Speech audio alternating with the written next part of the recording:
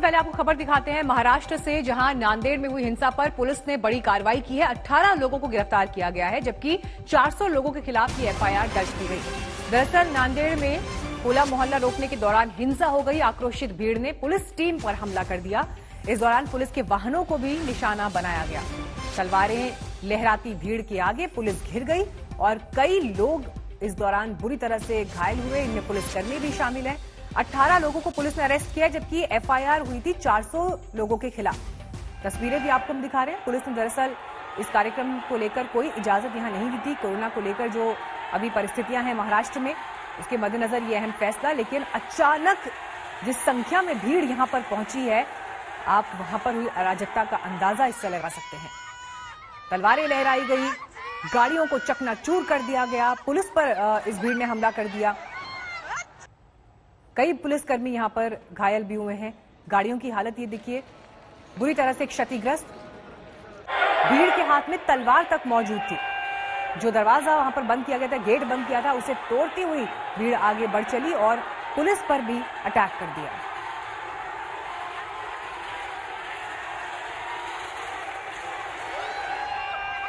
जिस तरह का हंगामा यहां पर हुआ, अराजकता फैली, उसकी गवाही ये 3 तस्वीरें अपने आप में दे रही हैं। एक तरफ बेकाबू भीड़ आप देख रहे हैं, गाड़ियों को निशाना बनाया गया, पत्थर फेंके गए, तलवारें लहराते हुए ये भीड़ आगे बढ़ी। कई पुलिसकर्मियों को बुरी तरह से चोटें भी इसमें आई हैं। 400 लोगों के खिलाफ एफआईआर पुलिस ने की है, लेकिन 18 लोगों को गिरफ्तार किया गया।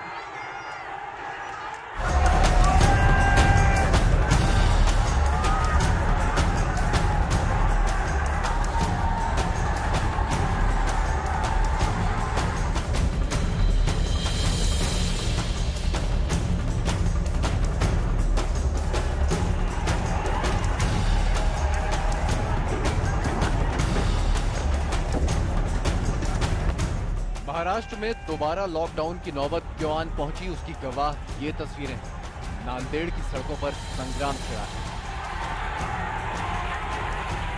एक तरफ पुलिस के चंद जवान हैं तो दूसरी तरफ हजारों की भीड़ और सबके हाथों में लहराती तलवारें।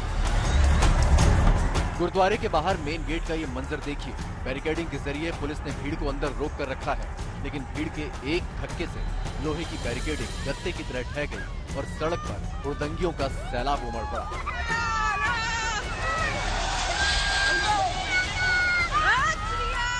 तलवार लेकर दौड़ते हुड़दंगियों से जान बचाने के लिए पुलिस वाले भागते नजर आए।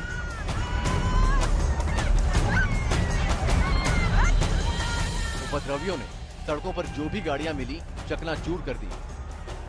किसी के शीशे फोड़े तो किसी की पूरी सूरत ही बिगाड़ दी। ये बवाल होली के दिन यानी कल का है। नांदेड़ में 25 मार्च से लॉकडाउन लागू है। लॉकडाउन के चलते सभी कार्यक्रमों पर प्रतिबंध लगा है। होली के मौके पर सिख समुदाय होला मोहल्ला मनाने के लिए जमा हुआ था। पुलिस ने इन्हें रोकने की कोशिश की तो भीड़ ने बवाल कर दिया। इस हमले में दर्जनों पुलिसकर्मी जख्मी हुए हैं। 400 मुलं हल्लाबोलच्या तयारीने गेट तोडून बाहेर आलेत आणि पारंपरिक मार्गाने त्यांनी हल्लाबोल केलेला आहे। यामध्ये 4 कर्मचारी जखमी झालेले आहेत। शासकीय वाहनांचं नुकसान झालेलं आहे। आम्ही आता गुन्हा दाखल करून पुढील कायदेशीर कारवाई करत आहोत। यह हाल तब है जब महाराष्ट्र में कोरोना संक्रमण बुरी तरह फैल रहा है। दोबारा लॉकडाउन लगाने की नौबत आ गई है, लेकिन लोग कुछ मानने और समझने की बजाय खुद अपनी ही जान से खेल रहे हैं। ऐसे में इनसे क्या उम्मीद की जाए कि इन्हें दूसरों की जान की कोई फिक्र होगी। कुंवर चंद्र मंडले, नांदेड़, आज तक।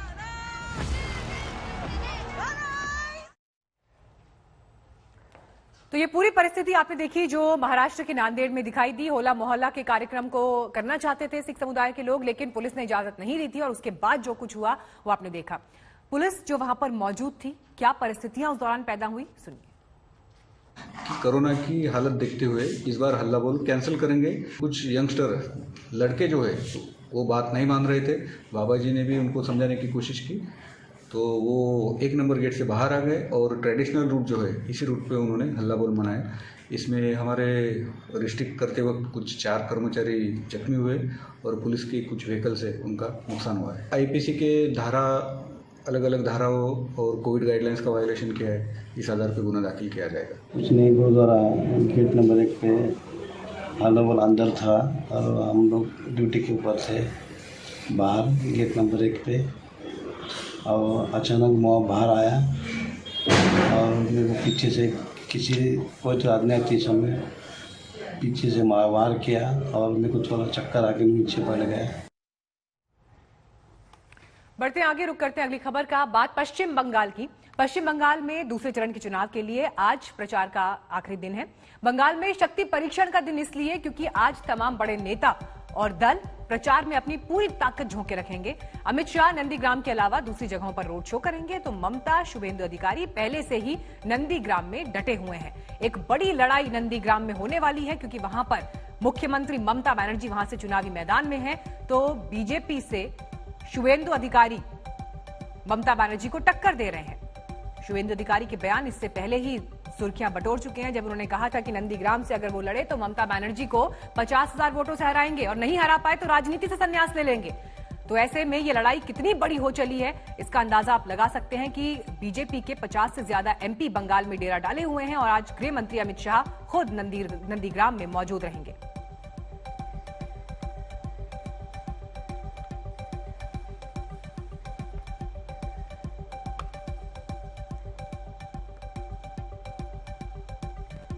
और इस वक्त और जानकारी के साथ पौलमी साहा और इंद्रजीत कुंडू हमारे साथ जुड़ गए हैं। पौलमी, पहले आपका रुख करते हुए, देखिए जिस बात का जिक्र हम कर रहे थे, नंदीग्राम की लड़ाई एक तरफ और पूरे बंगाल का चुनाव एक तरफ, और यही वजह है कि बड़े नेता आज वहां पर डेरा डाले हुए हैं। आज क्योंकि प्रचार का भी आखिरी दिन, तो नंदीग्राम में आज दिन भर क्या दिखेगा?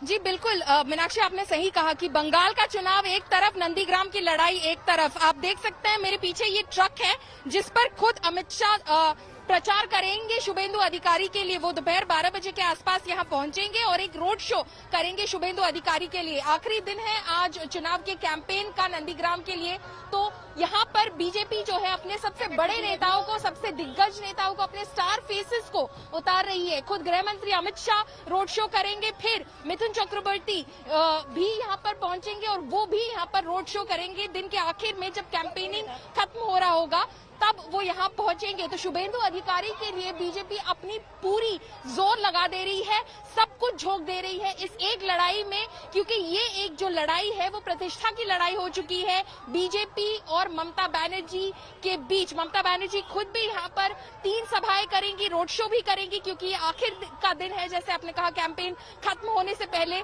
तो पूरी तरह से दोनों पार्टी जो है अपना पूरा जोर लगा दे रही है कि इस आखिर के दिन में वो वोटरों को लुभा सके, ताकि 1 अप्रैल को जाकर वो वोटर उनके समर्थन में अपना वोट डाले। मीनाक्षी, बिल्कुल, हमारे साथ मौजूद है इस वक्त इंद्रजीत कुंडू भी। इंद्रजीत, देखिए तमाम लोग जिनकी दिलचस्पी इस वक्त पश्चिम बंगाल के चुनाव में है, इस तरह के कयास लग रहे हैं कि क्या नंदीग्राम जैसे उत्तर प्रदेश में अमेठी बन गया था वैसी तस्वीर लेकर कुछ आएगा। लेकिन इस बात से भी इनकार नहीं किया जा सकता कि ममता बनर्जी सिर्फ एक जगह से चुनाव लड़ रही हैं। ये उनका आत्मविश्वास दिखाता है और पूरी टक्कर देने के लिए तैयार है। क्या प्लान उनका है, कैसे वो बीजेपी की स्टार पावर और आज जो ताकत झोंकी हुई बीजेपी ने, उसका सामना करने के लिए काउंटर स्ट्रैटेजी बना रही है? जी हाँ मीनाक्षी, अगर हम ममता बनर्जी और टीम तृणमूल की बात करें तो टीम और कप्तान दोनों ही ममता बनर्जी है, और यही कारण है कि पिछले 3 दिनों से ममता बनर्जी अपना डेरा बना के नंदीग्राम में है। उन्होंने भाड़े पर घर भी ले लिया है और सुबह से कल जैसे हम लोगों ने देखा कि उनकी एक पदसभा थी, एक पदयात्रा थी, वो मेन रोड से होके गुजरना था, लेकिन उन्होंने अहम मौके पर यह डिसाइड किया कि वो हर एक गाँव के अंदर जाएंगी और व्हील चेयर पर ही उनकी सिक्योरिटी उनको लेते हुए गाँव के अंदर गए, जहाँ पे उन्होंने हर परिवार से बात करने की कोशिश की। आज भी वैसा ही कोई दृश्य देखने को मिल सकता है।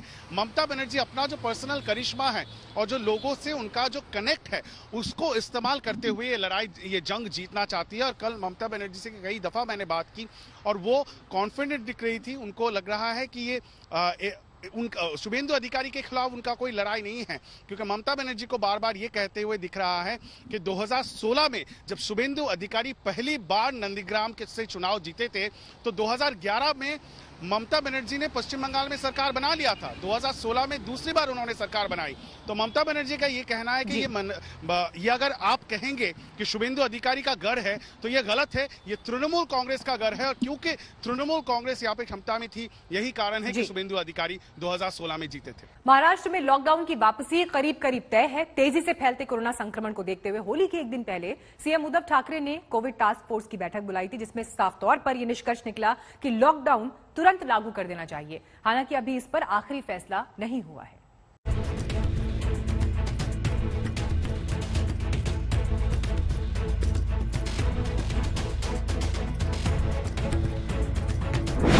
महाराष्ट्र में लॉकडाउन ही आखिरी रास्ता।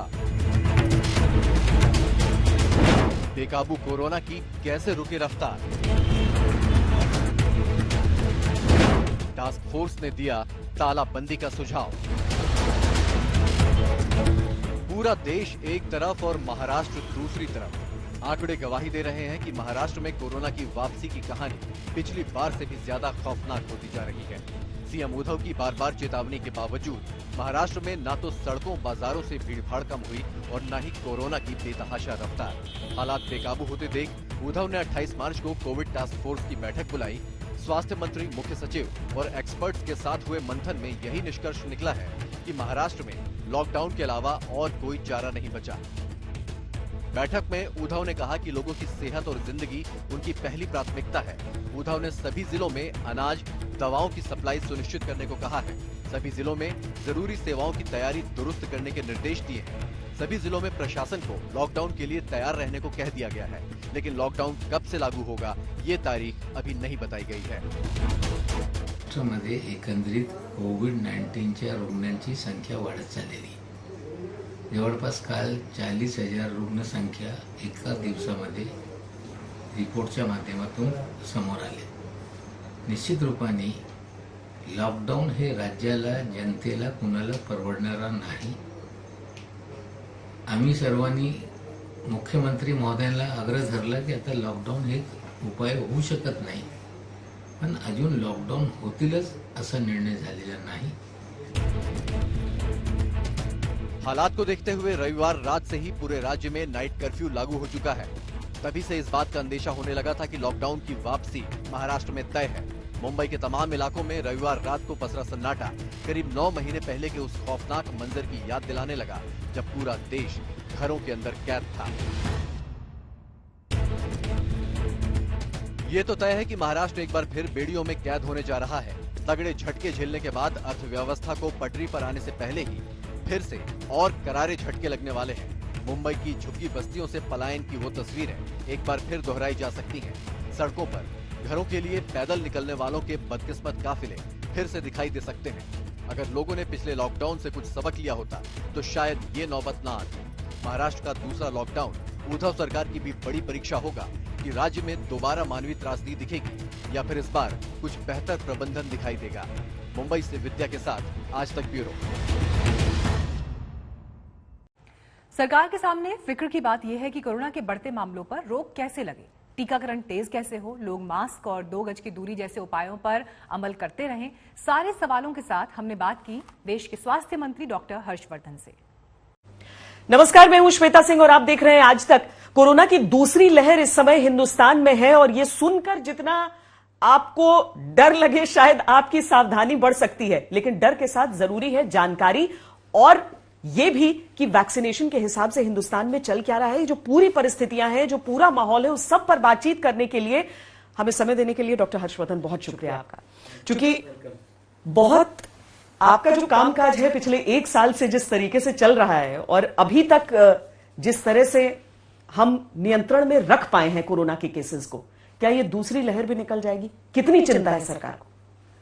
देखिए, निश्चित रूप से चिंता का तो कारण है और सबके लिए कारण होना चाहिए। खाली सरकार के लिए या स्वास्थ्य मंत्री के लिए ही नहीं, अपितु देश के हर नागरिक के लिए चिंता का कारण होना चाहिए। और देश के नागरिकों को और सरकारों को सबको ये समझना चाहिए कि अब जब 1 साल में हम कोविड के खिलाफ जंग लड़ने के सारे तरीके सीख चुके हैं और विषम से विषम परिस्थितियों से भी बाहर निकलकर हम एक प्रकार से सफलता की चरम सीमा की तरफ बढ़ रहे थे, ऐसी स्टेज पर अब कोविड एप्रोप्रिएट बिहेवियर के अंदर हमारी तरफ से किसी भी किस्म की लापरवाही जो है वो किस प्रकार से केसेस को दोबारा से बढ़ने की ओर ला सकती है, ये हमको नजर आ रहा है। मैं इसको इस तरह से कहूंगा कि शायद कोविड तो अब समाप्त होना चाहता है, कोविड तो जाना चाहता है, लेकिन हम लोग को शायद कोविड से ज्यादा प्रेम हो गया, इसलिए हम लोग कोविड को जाने नहीं देना चाहते। जिस प्रकार से समाज में हम देख रहे हैं कि लोग अब इतना कैजुअली ले रहे हैं, इतना लाइटली ले रहे हैं, कोई मास्क को ठीक से गंभीरता से नहीं पहनता है।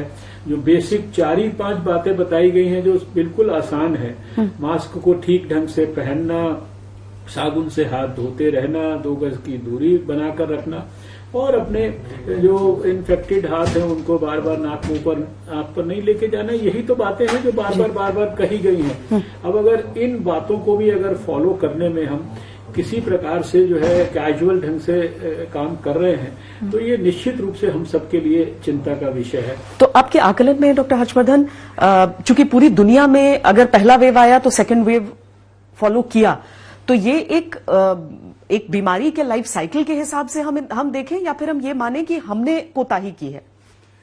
इसको व्यक्तिगत तौर पर इसको मैं कोताही इसको ज्यादा मानता हूं, क्योंकि देखिए वायरस की जो भी टोटल जो हिस्ट्री है वो 1-1.25 साल की है। इसको जितना भी समझा जा रहा है, जिसके बारे में जितना भी अध्ययन हो रहा है, राष्ट्रीय स्तर पर इंटरनेशनल एक्सपीरियंस हो रहा है, उसके आधार पर एकदम डेफिनेटली तो कुछ भी नहीं कहा जा सकता। वायरस अपनी जो प्रवृत्ति है, प्रकृति है, उसमें भी चेंज करता रहता है। वो वायरस में म्यूटेशंस इत्यादि होना ये एक नॉर्मल प्रक्रिया है, वो कोई अब नॉर्मल भी नहीं है। इसलिए इसको सारे दुनिया के ट्रेंड की तरह ये भारत में उसी प्रकार से कोई सेकंड वेव की तरह से इसको मानना, या ये हम सब जो है, अब देखिए ना किस प्रकार से जो सुपर स्प्रेडर इवेंट्स हमारे देश में बढ़ रहे हैं, सोशल गैदरिंग्स बढ़ रही हैं। जैसे हमारा नॉर्मल लाइफ पहले चलती थी प्री कोविड, अधिकांश स्थानों पर आप उसी प्रकार से लोगों को बिहेव करते हुए देख रहे हैं। रेस्टोरेंट्स के अंदर देख रहे हैं, सोशल फंक्शंस देख रहे हैं, मैरिजेस के अंदर देख रहे हैं, और दूसरे भी जो ये पॉलिटिकल इवेंट्स होते हैं, दूसरी चीजें हैं, सभी में लोग बहुत ही अब कैजुअल ढंग से जो है इनको चीजों को ले रहे हैं, जबकि हमको सब कुछ पता है। और दूसरी बात यह है कि जो हमने एक टेस्टिंग, ट्रैकिंग, ट्रीटिंग की जो स्ट्रैटेजी थी, अब टेस्टिंग जो है पर्याप्त मात्रा में करके, और हम तुरंत जब पॉजिटिव केस होता था उसके सारे कॉन्टैक्ट को ट्रेस करते थे, कॉन्टैक्ट को ट्रेस करके उनको आइसोलेट करते थे, चाहे घर में ही रखते थे, उनके ऊपर हम पैनी निगाह रखते थे, और फिर अर्ली ट्रीटमेंट हम करते थे, चाहे घर में करते हैं, अस्पताल में करते हैं।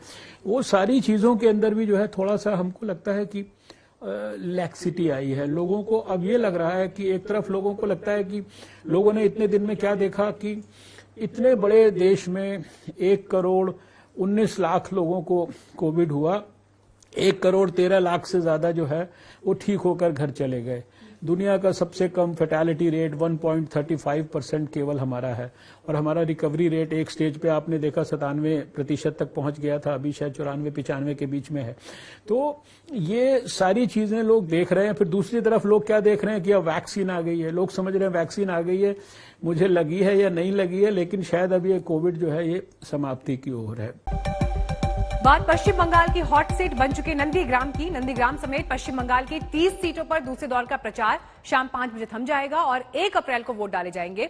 शुभेंदु अधिकारी से कांटे की टक्कर के बीच ममता बनर्जी को नंदीग्राम में डेरा डालना पड़ा है। अब अपने ही पुराने सिपह सालार के खिलाफ ममता आग उगल रही है।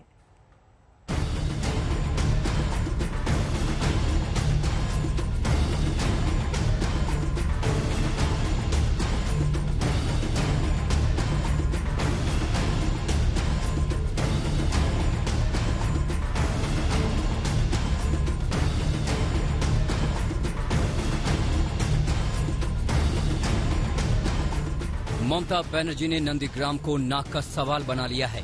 होली के दिन भी ममता व्हील चेयर पर बैठकर नंदीग्राम के गांव घूम रही हैं। तृणमूल कांग्रेस सुप्रीमो ममता बनर्जी इस वक्त नंदीग्राम के रास्ते में किस तरह से कैंपेन कर रहे हैं आप देख सकते हैं। गांव के अंदर वो चली जा रही है व्हीलचेयर में। उन्हीं के जो लोग हैं, जो सिक्योरिटी है, उनको व्हीलचेयर में लेके नंदीग्राम के गांव में घुमा रही हैं। और जो उनका प्लान्ड कैंपेन था, जो पदयात्रा था 8 किलोमीटर लंबा, वो मेन रोड से होके गुजरना था, लेकिन अभी वो नंदीग्राम के विभिन्न जो गांव हैं उनके अंदर वो कैंपेनिंग कर रही हैं। नंदीग्राम में ममता की टक्कर उन्हीं की पार्टी से टूटकर बीजेपी में गए शुभेंदु अधिकारी से है। बंगाल में नंदीग्राम सबसे हॉट सीट बन गई है। 2016 में टीएमसी के टिकट पर शुभेंदु अधिकारी जीते थे, लेकिन अब वो बीजेपी से चुनाव लड़ रहे हैं और ममता बनर्जी अपनी भवानीपुर की सीट को छोड़कर नंदीग्राम में शुभेंदु अधिकारी को हराने आई हैं और नंदीग्राम को ममता ने अहंकार की लड़ाई बना लिया है। 3 বার হেরেছে, 2-3 বার পর হেরেছে, তারপর তৃণমূল ক্ষমতায় আসার পর থেকে সব জিততে শুরু করলো। এই হচ্ছে অতি লোভে তাতি নষ্ট, অতি লোভের এইটাই হচ্ছে অবস্থা। একদিন এমন দিন আসবে না ঘাটকা হয়ে ঘুরে বেড়াবে। ममता ने 8 किलोमीटर का रोड शो व्हील चेयर पर किया तो लोगों ने ममता बनर्जी जिंदाबाद के नारे लगाए। हम आपको बता दें कि दीदी ने ऐलान किया है कि वो गुरुवार यानी मतदान होने तक अब नंदीग्राम में ही रहेंगी। আমি গণতন্ত্রপ্রেমী মানুষ, গণতন্ত্রের বিশ্বাস করি, তাই তো আপনাদের কাছে আমায় খাটতে আসতে হচ্ছে। আমি তো না হলে পারতাম, আপনারা তো বলেছেন দিদি আপনি সারা বাংলার জন্য করে যান, নন্দীগ্রাম আমরা দেখে নেব। তা সত্ত্বেও দেখুন 28 এখানে আমি, 29 এখানে আমি, 30 এখানে আমি, 31 এখানে আমি, 1 এখানে আমি ভোট করে তারপর আমি যাব। এই 5 দিন আমি তো বাংলায় 2টা মিটিং করতে পারতাম। दूसरे चरण के लिए चुनाव प्रचार 30 मार्च शाम 5:30 बजे खत्म होगा। खुद अमित शाह प्रचार करने के लिए नंदीग्राम पहुंच रहे हैं। अमित शाह के साथ मिथुन चक्रवर्ती भी मंच को साझा करेंगे। ममता बनर्जी जानती हैं कि शुभेंदु अधिकारी से जंग आसान नहीं है। शुभेंदु अधिकारी नंदीग्राम से पिछली दफा चुनाव जीते थे और ममता बनर्जी भवानीपुर सीट छोड़कर नंदीग्राम आई हैं और नंदीग्राम को दीदी ने नाक की लड़ाई बना लिया है। नंदीग्राम में नामांकन के दौरान ममता बनर्जी के पैर में चोट लगी थी और अब इसी चोट को चुनावी मुद्दा बनाकर वो व्हील चेयर पर घूम रही हैं। ममता बनर्जी ने अपनी चोट के पीछे भी बीजेपी पर आरोप लगाया था। আজকে আমি এখানে এসেছি কেন জানেন? আমাকে অনেক মেরেছে, মাথায় মেরেছে, কোমরে মেরেছে, হাতে মেরেছে, পেটে মেরেছে, চোখে মেরেছে, পাটা বাকি ছিল সেটাও জখম করেছে। আমাকে ভয় পাচ্ছিল বলে ভাবছিল ইলেকশনে মমতা ব্যানার্জি বেরোলে বিজেপি গোহারা হারবে, তাই ওর পাটাকে জব্দ করে দে। কিন্তু ওরা জানে না যে আমি ভাঙি তবু আমি মচকাই না। আমার একটা পা খারাপ হলেও আমার মা বোনেদের দুটো পা দিয়ে আমি আজকে হেঁটে বেড়াচ্ছি। আমি মা বোনেদের দুটো পা দিয়ে আমি আমার সম্মান রক্ষা করছি। और अब ममता नंदीग्राम को छोड़ना नहीं चाहती हैं और वोटिंग तक नंदीग्राम में रहकर एक एक वोट अपने खाते में बटोरने की रणनीति बनाकर आई हैं। इंद्रजीत कुंडू, नंदीग्राम, आज तक। और सिर्फ ममता बनर्जी ने नहीं बल्कि शुभेंदु अधिकारी ने भी पूरी ताकत झोंक दी है। उनके समर्थन में आज गृह मंत्री अमित शाह नंदीग्राम में धुआंधार प्रचार करेंगे। शुभेंदु ने आखिरी समय में पाकिस्तान कार्ड भी खेल दिया है।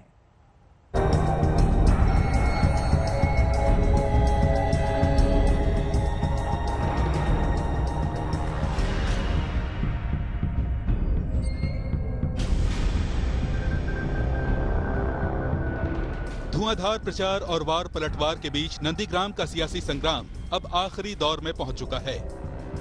आज इस सीट पर प्रचार के अंतिम दिन ममता बनर्जी और शुभेंदु वोटरों को साधने के लिए फिर जी जान लगाएंगे और इस प्रचार युद्ध में आज गृह मंत्री अमित शाह भी शुभेंदु अधिकारी के लिए नंदीग्राम के समर में उतरेंगे।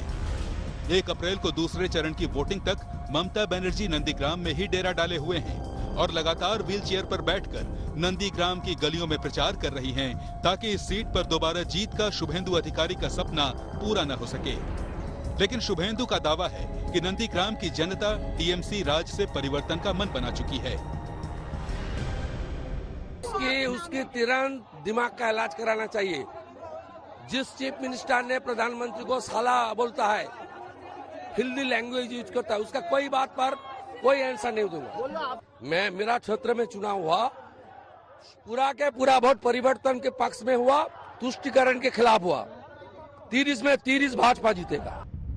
हालांकि नंदीग्राम में मुख्यमंत्री ममता बनर्जी की जमीनी ताकत से शुभेंदु अधिकारी अच्छी तरह वाकिफ हैं। यही वजह है कि वो लोगों के बीच पहुंचकर प्रचार कर रहे हैं। ई रिक्शे से घूमकर बीजेपी के विकास का संदेश पहुंचा रहे हैं, जगह जगह जनसभाएं कर रहे हैं और ताबड़तोड़ प्रचार के बीच कार्यकर्ताओं के घरों में ही खाना भी खा रहे हैं। इसी नंदीग्राम में ममता बनर्जी के पैर में चोट लगी थी और अब इसी नंदीग्राम से शुभेंदु बंगाल की सियासत से टीएमसी का पांव उखाड़ने की बात कह रहे हैं। ममता बनर्जी को कहीं दूसरे जगह जाना था, लेकिन वो गांव में चली गई, रूट बदल दिया। तो क्या आपको देख के उसकी काम उसको करने दीजिए, कोई फायदा नहीं होगा। कितने मार्जिन हो सकता है? पहले आपने कहा था 50,000 का मार्जिन होगा। कमल का फूल खिलेगी, कमल का फूल खिलेगा। शुभेंदु को भरोसा है कि बीजेपी का विकास का वादा, लगातार प्रचार और दीदी के खिलाफ गुस्सा नंदीग्राम में उनकी जीत के सबसे बड़े फैक्टर बनेंगे। लेकिन दीदी दम भर रही हैं कि इस बार नंदीग्राम से सिर्फ शुभेंदु को नहीं बल्कि पूरे अधिकारी परिवार को जवाब मिलेगा। নন্দীগ্রামটা আমি লড়াই করতে দিয়েছিলাম এই কারণে যে নন্দীগ্রামটা আমার খুব প্রিয় ছিল। নন্দীগ্রাম নিয়ে আমি আন্দোলন করেছি। নন্দীগ্রামে যখন প্রথম আন্দোলন হয়, কে ছিল আপনাদের সাথে? কারা ছিল আপনাদের সাথে? বাপ বেটাকে তখন দেখা যায়নি, 10-15 दिन পরে দিতেছে এসে, যখন সব স্বাভাবিক হয়ে গেছে। नंदीग्राम का जो आंदोलन के साथ जुड़ा हुआ लोग, वो उसका सही समुचित जवाब सही वक्त पर दे दिया। शुभेंदु का दावा ये भी है कि चुनाव से ठीक पहले नंदीग्राम में डेरा डालने का कोई भी फायदा ममता बनर्जी को नहीं होगा। ममता बनर्जी का बात का कोई असर इधर नहीं पड़ेगा। इधर ममता बनर्जी को लोग पूरा के पूरा कड़ा से कड़ा उसका समुचित जवाब मिल जाएगा एक तारीख। नंदीग्राम की लड़ाई का संदेश पूरे बंगाल चुनाव पर पड़ना तय है। यही वजह है कि ममता और बीजेपी दोनों ने यहां प्रचार में अपना दमखम झोंक दिया है। अब 1 अप्रैल को मतदाताओं को फैसला करना है कि वो किसके दावों, वादों और सपनों पर विश्वास जताते हैं। इंद्रजीत कुंडू के साथ अनुपम मिश्र, नंदीग्राम, आज तक। नंदीग्राम की सीट पर जीतेगा कौन, इसका जवाब तो 2 मई को मिलेगा। लेकिन इस सीट के समीकरण कुछ ऐसे हैं कि ममता बनर्जी और शुभेंदु दोनों के ही दावों में दम दिखाई देता है। दोनों इसी कोशिश में हैं कि वोटर्स के समीकरण को कुछ इस तरह साधा जाए ताकि इस मुश्किल सीट पर जीत आसान हो सके।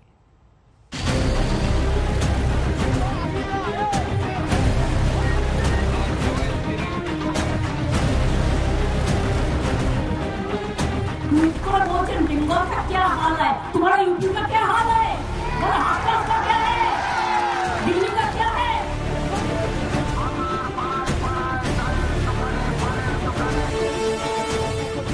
নন্দীগ্রামটা আমি লড়াই করতে দিয়েছিলাম এই কারণে যে নন্দীগ্রামটা আমার খুব প্রিয় ছিল। नंदीग्राम की चुनावी लड़ाई किसी के लिए भी आसान नहीं है, फिर चाहे वो ममता बनर्जी हों जिन्होंने नंदीग्राम में चुनाव लड़ने का बड़ा चैलेंज लिया है, और फिर चाहे बीजेपी हो जो शुभेंदु अधिकारी के लिए हर तरह का जोर लगा रही है और नंदीग्राम में ही ममता बनर्जी को घेर लेने का चक्रव्यूह बना चुकी है। नंदीग्राम में बीजेपी के पक्ष में जो बात जाती है वो ये कि उसने 2016 के विधानसभा चुनाव में 2019 के लोकसभा चुनाव तक इस सीट पर 5 गुना ज्यादा वोट हासिल किए हैं। 2016 के चुनाव में बीजेपी को नंदीग्राम में करीब 10,500 वोट मिले थे, जो 2019 के लोकसभा चुनाव में 62,000 के पार हो गए, जबकि तब बीजेपी के साथ शुभेंदु अधिकारी नहीं थे। अब तो बीजेपी के पास शुभेंदु अधिकारी भी हैं, जिनके परिवार का नंदीग्राम और आसपास के पूरे इलाके में पुराना दबदबा है।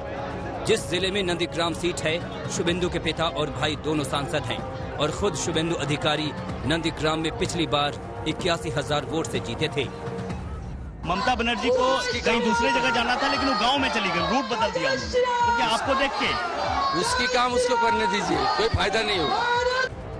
इस बार शुभेंदु का दावा है कि वो 50,000 वोटों के अंतर से ममता बनर्जी को हराएंगे, लेकिन टीएमसी का दावा है कि ममता बनर्जी रिकॉर्ड वोटों से जीतेंगी। क्योंकि शुभेंदु को जो वोट मिले थे वो पार्टी और दीदी के नाम पर भी मिले थे और शुभेंदु ने दीदी का साथ छोड़कर सियासी गद्दारी की है, जिस पर जनता सबक सिखाएगी।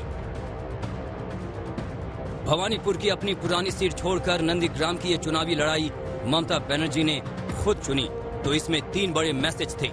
एक तो बंगाल में आक्रामक बीजेपी के सामने सरेंडर न करने, सीधी टक्कर लेने का मैसेज, और दूसरा शुभेंदु अधिकारी जैसे उन नेताओं से टकराने का मैसेज जो चुनाव से ठीक पहले ममता बनर्जी को छोड़कर बीजेपी में शामिल हो गए।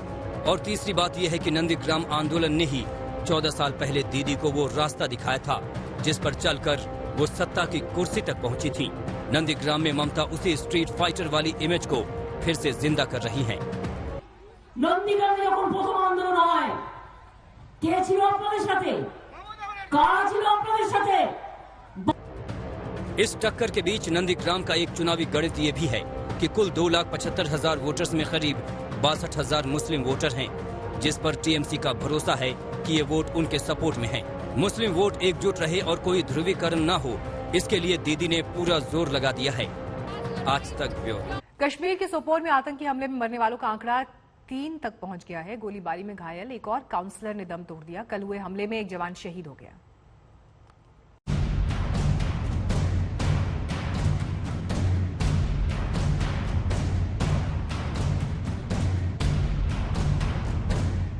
इन तस्वीरों को देखिए, भागते दौड़ते पोजीशन लेते हुए हमारे जवान,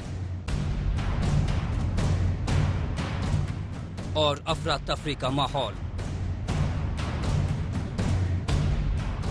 जी हां, जम्मू कश्मीर के सोपोर में आतंकी हमला होता है तो पूरा इलाका थर्रा उठता है। जिस तरह का ये आतंकी हमला था, उससे थर्राना, खौफ खाना और अफरा तफरी का माहौल होने के पीछे 2 बड़ी वजहें थीं। क्योंकि एक तो ये आतंकी हमला नगर निगम परिषद के ऑफिस में पार्षदों की मीटिंग पर हुआ, और दूसरी सबसे बड़ी बात यह है कि जिस ऑफिस पर यह आतंकी हमला हुआ उसके बेहद नजदीक स्कूल है। आतंकी हमले के वक्त स्कूल में बच्चे भी मौजूद थे। जैसे ही हमले की खबर आई, स्कूल में पढ़ने वाले बच्चों के माता पिता के पैरों तले जमीन खिसक गई। महिलाएं अपने बच्चों की खैरियत लेने के लिए दौड़ पड़ी। आप तस्वीरों में देख सकते हैं कि कैसे सड़क पर महिलाएं हंगामा कर रही हैं और जवान उन्हें समझा रहे हैं, रोक रहे हैं। काउंसलर्स के ऊपर एक अटैक हुआ है मिलिटेंट्स की जानिब से, तो यहाँ पे हमारे काउंसलर जो है ये म्यूनिसिपल कमेटी के दफ्तर में यहाँ पे थे। तो ये दफ्तर जो है ये वेलकिन स्कूल के बिल्कुल सामने साथ में मुंसलिक है। तो इस हवाले से जब अटैक हुआ है, अभी जो बच्चे हैं वो कमसिन और नादा हैं, तो वो बेचारे डरे हुए हैं, अंदर स्कूल में इस वक्त हैं।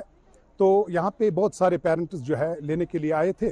तो जो ही उन्होंने ये वाकया जो यहाँ रोनमा हुआ, इस सूरत में वो बहुत परेशान हैं, बाहर बैठे हैं, इंतज़ार कर रहे हैं कि बच्चों को लेने के लिए आए हैं। लेकिन एडमिनिस्ट्रेशन के हवाले से अगर बात करें, उनसे हमने बात की, राब्ता किया, तो हमने उनसे गुजारिश की कि बच्चों को 2-2, 3-3 करके आप बाहर निकालें, क्योंकि पेरेंट्स भी परेशान हैं। और अगर कोई मजीद कोई वाकया रोनमा होता है तो मुझे लगता है बच्चे जो छोटे हैं, हार्ट पेशेंट भी हो सकते हैं, तो कुछ ज़्यादा मुश्किलात हो सकते हैं। कश्मीर में सोपोर इलाके के डाक बंगले में बीडीसी यानी काउंसलरों की बैठक चल रही थी। तभी अचानक आतंकियों ने गोलियां बरसाना शुरू कर दी। आतंकवादी की इस अंधाधुंध फायरिंग में 2 लोगों की मौत हो गई, जबकि कई घायल हो गए। इस दौरान मौके पर मौजूद पुलिस के एक पीएसओ ने आतंकियों की फायरिंग का जवाब देने की कोशिश की, लेकिन आतंकियों की फायरिंग में वो गंभीर रूप से घायल हो गए। वहीं आतंकी वहां से भागने में कामयाब रहे। इस आतंकी हमले में एक एसपीओ समेत एक पार्षद की मौत हो गई। उत्तरी कश्मीर के सोपोर कस्बे में पार्षदों की बैठक पर हुए आतंकी हमले में एक पुलिसकर्मी और एक पार्षद की मौत हुई, जबकि 2 अन्य घायल है।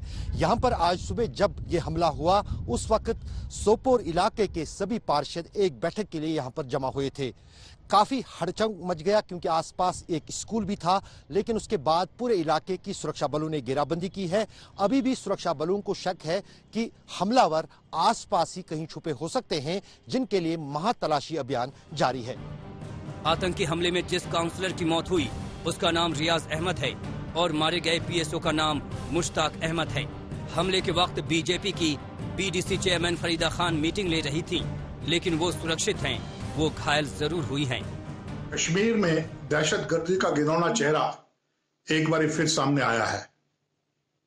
अब जबकि हालात सुधर रहे थे, वहां पर पॉलिटिकल प्रोसेस शुरू हो चुका था, लोगों की उम्मीदें बढ़ रही थी, उस वक्त सोपोर के म्युनिसिपल हॉल में भारतीय जनता पार्टी की बीडीसी चेयरमैन फरीदा खान जो कि मीटिंग ले रही थी, उस मीटिंग के ऊपर दहशतगर्दों ने कायराना हमला किया। उस मीटिंग के दौरान एक एसपीओ समेत एक काउंसलर को भी शहादत मिली। बड़े दुख की बात है कि एक तरफ जो लोग सरहद पर सीज फायर वायलेशन की मांग कर रहे हैं, वही लोग, वही ताकतें कश्मीर घाटी के अंदर अमन बहाली नहीं चाहते हैं। लेकिन इस आतंकी हमले से खौफ स्कूल के बच्चों को लेकर हो गया। लोगों को लगा कि कहीं आतंकियों ने स्कूल के बच्चों को निशाना न बना लिया हो या फिर आतंकी स्कूल के अंदर जाकर न छिप गए हों। इसलिए इलाके का सर्च ऑपरेशन अभी जारी है। हर आने जाने वाले वाहन की तलाशी ली जा रही है। आतंकी हमले में लश्कर का हाथ बताया जा रहा है। शहीदों को श्रद्धांजलि दी गई है। जम्मू कश्मीर में बीते 24 घंटे में ये दूसरा आतंकी हमला है। रविवार को अनंतनाग में आतंकियों ने सेंट्रल रिजर्व पुलिस फोर्स के बंकर पर ग्रेनेड से हमला किया था, लेकिन ये सड़क पर जाकर गिरा, जिससे 2 लोगों की मौत हो गई। वहीं कुपवाड़ा में सुरक्षा बलों और पुलिस को बड़ी कामयाबी मिली है। ज्वाइंट ऑपरेशन के दौरान इलाके से सोमवार को भारी मात्रा में हथियार, जिंदा कारतूस और गोला बारूद बरामद किए गए। इसके बाद इलाके में हाई अलर्ट जारी कर दिया गया है। सोपोर से कमाल के साथ अशरफ वानी, श्रीनगर, आज तक। सोपोर में आतंकी हमला आतंकवादियों के डर का नतीजा है। यहां लोकतंत्र की मजबूत जड़ें उन्हें दहशत में डाल रही हैं। पाकिस्तानी आतंकवादियों ने एक बार फिर कश्मीर घाटी को लहूलुहान करने की कोशिश की है। उत्तरी कश्मीर के सोपोर में पाकिस्तान के कायर आतंकवादियों ने छिपकर वार किया। पाकिस्तान कश्मीर को लहूलुहान करने की साजिश कर रहा है। लगातार भारतीय सेना और जम्मू कश्मीर पुलिस जिस तरीके से पाकिस्तानियों का सफाया कर रही है कश्मीर घाटी से, ये आतंकवादियों की बौखलाहट है। आज कश्मीर घाटी से तमाम आतंकवादी कमांडरों का सफाया हो चुका है। ये निश्चय ही इसके बारे में सोचना हो कि मिलिटेंट्स कभी न कहीं अपनी एक्टिविटीज को अंजाम दे जाते हैं और जिस प्रकार से पॉलिटिकल प्रोसेस एक कामयाब वहां पर हुआ है, तो वहां पर दोबारा एक डर का माहौल पैदा करने की कोशिश की जा रही है।